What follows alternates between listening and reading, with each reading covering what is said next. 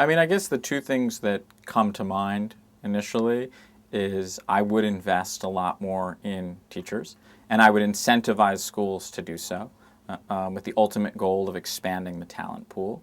And the second, and obviously I'm biased because I'm running a charter school, is I think charter schools are phenomenal vehicles for innovation, and right now there is sort of inequity in funding for charter schools. Charter schools, which are public schools, get less money than traditional public schools. In particular, they don't get facilities, which is a huge barrier to growth. So those are the two things that I would do to, if I if somebody somehow put a crown on my head and said, you can go do whatever you want in education. I think charter schools work, and in large measure, the reason that they work is that when they don't work, they're allowed to be closed. So I think one of the great things about the charter school model is there is a mechanism for evaluating schools. The schools that are great continue.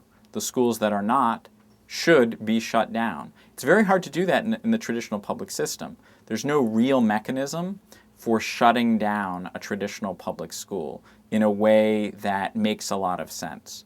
Sure, there are sort of restructurings of schools, but that's very different than shutting it down. So I think one of the reasons charter schools work is not that they're all successful, but that there's a mechanism for evaluating whether the school is successful. There are phenomenal charter schools out there. There are a lot of charter management organizations that have had great results. KIPP, Achievement First, Uncommon Schools are three that come to mind. There are a lot of mom and pop charter schools out there that have been very, very successful. I don't know because I don't really believe anything I read until I walk into a school. So I'm not the best person to say, oh, this is the best charter school or this is the best charter school management organization. But clearly there are a lot of charter schools that are doing things that are right. I think standardized tests have their place. I am sort of a moderate on this point. I think that one of the good things that they do is they can really help pinpoint when a school is really not being successful. A standardized test that tests basic reading where half the kids in the school fail, that's a huge problem, and it exposes that problem. And I think that's a very important part of a standardized test. The flip side is a standardized test is not why we go to school. And it's limited in its uses. Schools are places that should be about much more than bubbling in answers to a series of questions. And I think any great school that you walk into doesn't have the feel of a standardized test exam factory. And we all know what that feels like, the feel of a great classroom, the feel of excitement in the classroom.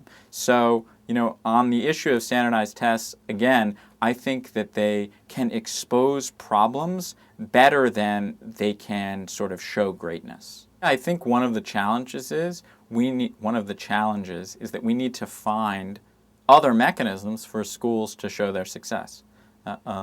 Standardized tests is the dominant mechanism right now. I don't think that's going to go away until we sort of as a culture embrace other means. The writing portfolio is a good example. Every subject has its own sort of other ways of demonstrating success. If you're in music, can you play a musical instrument? Can you perform in a concert? Can you sing? Can you sight read? So every discipline has its own ways of demonstrating mastery. And I think the challenge is not to say, oh, we should get rid of all standardized tests, but really to complement standardized tests with other more creative and more meaningful ways to assess whether students are learning.